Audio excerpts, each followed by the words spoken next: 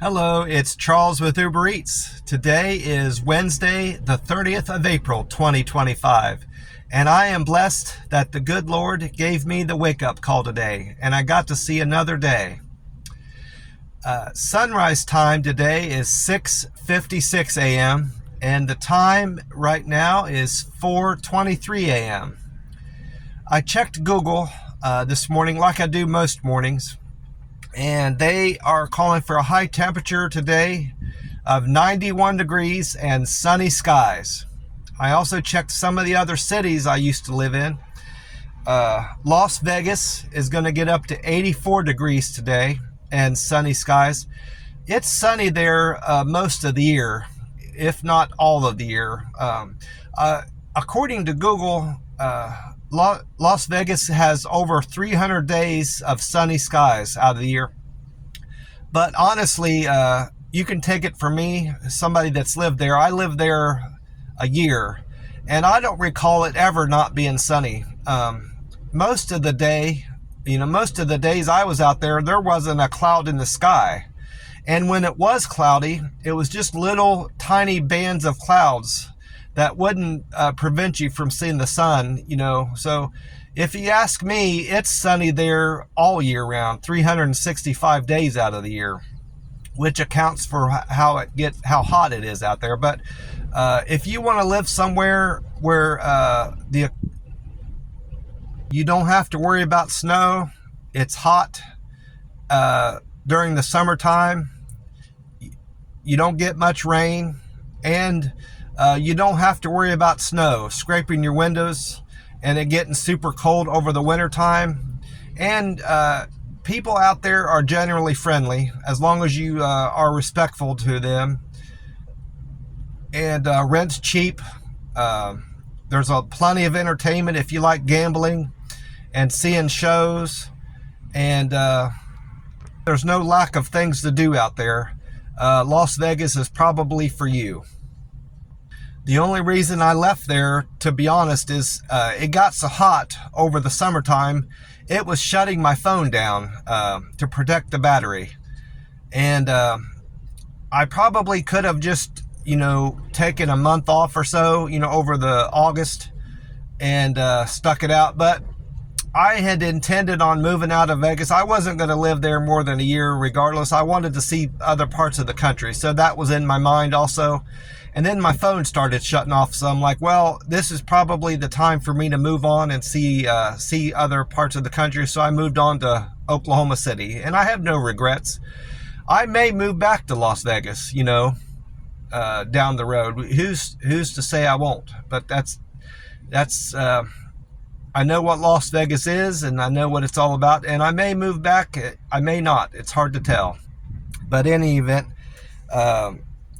Oklahoma City today is going to get up to 68 degrees and partly sunny skies. Columbus, where I moved out of, 72 today and gray skies. And then Tampa. I keep in mind, I've been checking Tampa, Florida out from time to time, the weather, and to see what it's like there. 88 degrees today. When I moved out of Columbus, that was one of the two places I had considered on moving. It was either going to be Las Vegas or Tampa, Florida. So I just I picked one and moved out to Vegas. So I may, that's somewhere I want to live someday, maybe next year or the following year, I'll move out to Tampa. I know there's a hurricane threat and there's downside to living in Florida, but there's a lot of upside, to move to living in Florida. Aside from Miami, Florida is very economical and has a lower cost of living, and there's no state income tax. And up towards Pensacola, the Panhandle area, the weather there is very moderate. All of Florida has a hurricane risk, so there's nothing you can avoid there. And there's alligators, the danger of getting bit by alligators, so you just got to stay out of the water. That's one of my fears. Of course, most people have a rational fear of alligators. That's just normal.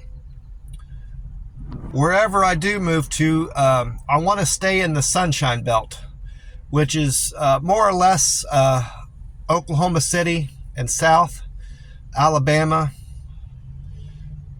Georgia, Florida, Louisiana, Mississippi, Texas, and then across to Nevada. One place I won't ever live is California and Hawaii. Cost of living is way too high out there. And from what I've seen of California, it's just Los Angeles, San Diego. Those parts of the country have just changed. I visited San Diego and Los Angeles years ago, and it was nice back then in the 90s. But I've seen Los Angeles now and San Diego, and it's just way too expensive to live there and just nasty from what I've seen. And Hawaii's nice, and I've visited there. It's a nice place to go for vacation, but it's way too expensive to live. Rent is way too high. And it's understandable why it is. It's a paradise. It's wonderful there, but to live and just live there day and day, it's way too expensive, and you can't get by, in my opinion. Also would like to visit Alaska, vacation there, to spend a week or two, just to say I've been there and see what it's like. Anchorage, I'd like to see Anchorage and Juneau, and that's part of my bucket list, to see Alaska. I'm kind of sidetracked, so I'll get them backtrack here. I did check my weight this morning. I weighed in at 145.0. I checked my weight all of April. Missed a day here or there, but I just filled it in what I assumed my weight is. My average weight for all of April was 138.5, which is more or less what I expected. I anticipated it being 137 something, so I'm close. I'm close to where I thought I would be, and I'm happy with 138.5. I only checked my weight because of that Jerome, that YouTuber I've been following. He tracks his weight on this spreadsheet to see what impact his refeeds are doing to him, and his rolling 48s and 72s that he does. He does much longer fasts than I do.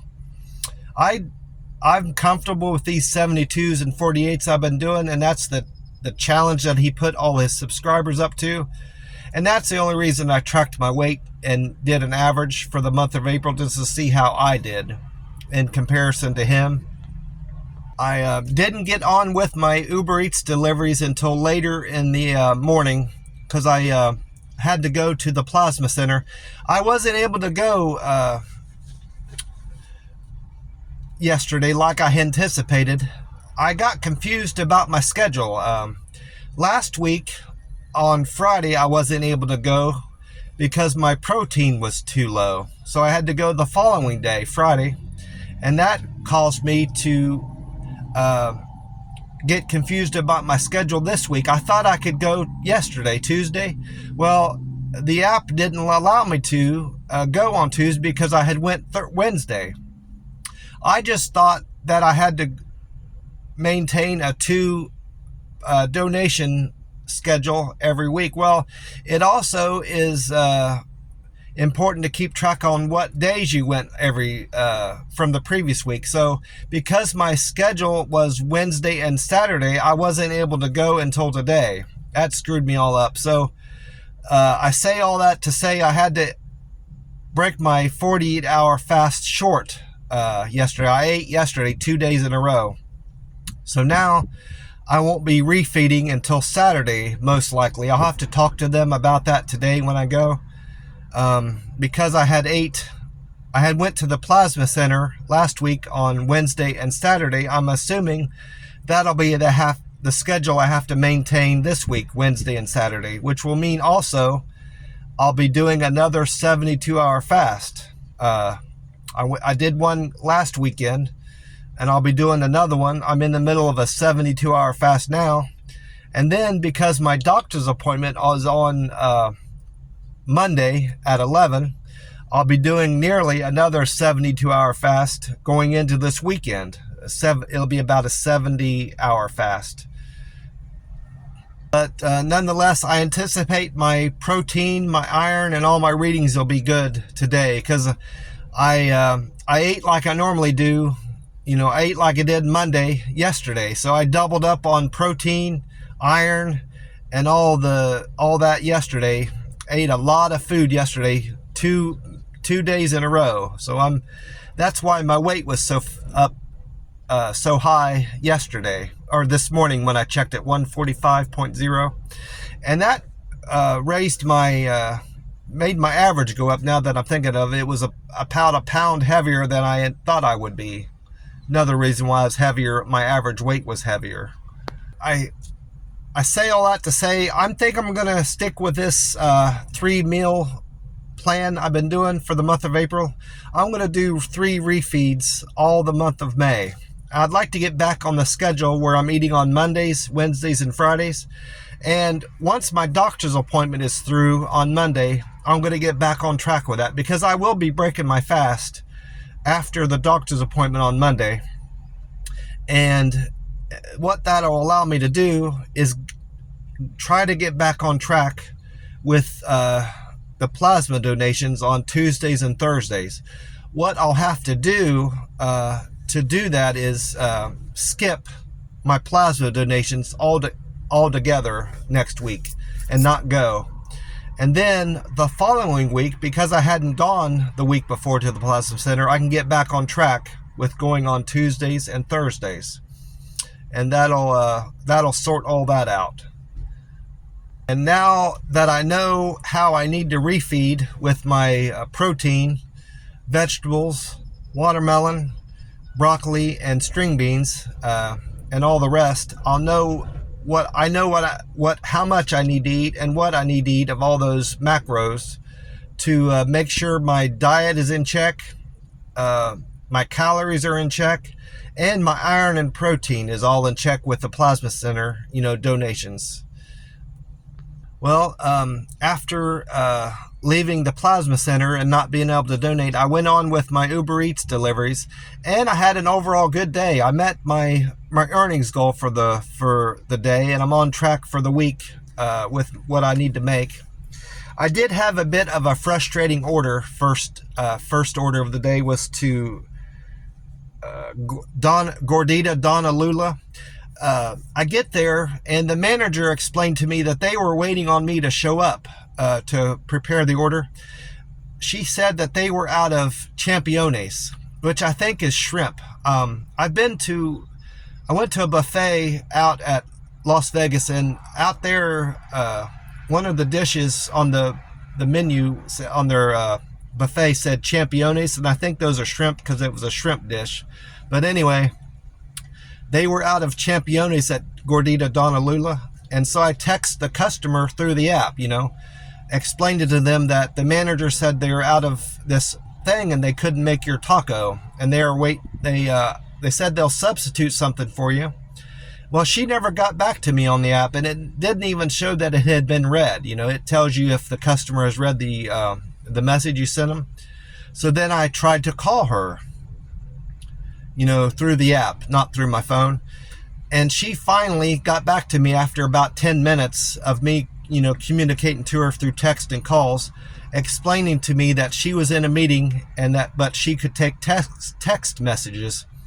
Well, that's great, but she never answered my message, my initial question I put to her through the app, and she had never read it. So I'm frustrated at this point. So I text her through my phone. Okay, they are out of championes. What would you like to substitute? And then she finally texted me back, at this point, what she wanted, and I showed it to the manager there, what she wanted to substitute. It was all in Spanish. Got her order completed and went out to her place, it was some kind of construction company, CEMEX or something like that. I don't remember what it was called. I deliver the order, and hopefully I even text her in English. Hopefully they have a way of translating it through the app back into Spanish, asking her to give me a thumbs up, and she did. I'm assuming she was the one. I got 1 thumbs up yesterday. I'm assuming she was the one that gave me the thumbs up. All my scores went up 1. My Deliver with Care went up to 284. Quick and Efficient went up 246. Friendly went up to 241. Perfect Handoff went up 229. And Good Communicator went up 210. All those went up 1 point. And my score is at 99% still. It hasn't went up yet. Still waiting on that to get up to 100%. I had a lot of gaps in between my orders yesterday. You just have to be patient. Some days are like that. The weekend is generally not like that. You don't have a lot of gaps in between orders, but through the week, on Mondays, Tuesdays, Wednesdays, and Thursdays, you just have to be patient and not jump on every single order you get. 2 rules of thumb for me. I've learned this from experience and from my that Reddit group I belong to, Uber Eats delivery drivers. You have to wait on orders that are at least $5. And then if it's a $5 order or more, you have to make sure that you're making at least $18 per hour on that order. And that it's paying you the right amount that you're going to be driving, you know, the mileage. If all that works out, then I take the order. And I've learned not to take Walmart orders or Lowe's orders. Those aren't worth your time. They're a pain in the ass. The Walmart orders are a pain in the ass to deliver because of most of them will have those big 24 packs and 32 packs of water that aren't worth, you know, carrying in general. And Lowe's orders just take too long to pick up. They're never ready. And then half the time when they're ready, there's always a difficulty in delivering it to the customer. That's been my experience anyway. So I just skip those, whether they pay you the right amount or not. Well, after my deliveries, I did do my walk. I did another 4 miles yesterday, and it was a very pleasant day to deliver. Like I said, it was overcast all day yesterday, but there was a nice breeze and it was fairly cool. So that 4 miles put me up to 148 miles walked for the year and towards my 1,000-mile walked goal. So I'm well on track to hit that goal, to this New Year's resolution. Well, that's about it for me. Just only plans I have today is to do my plasma donation and do some Uber Eats deliveries. God bless you all, and I will talk to you soon. Bye for now.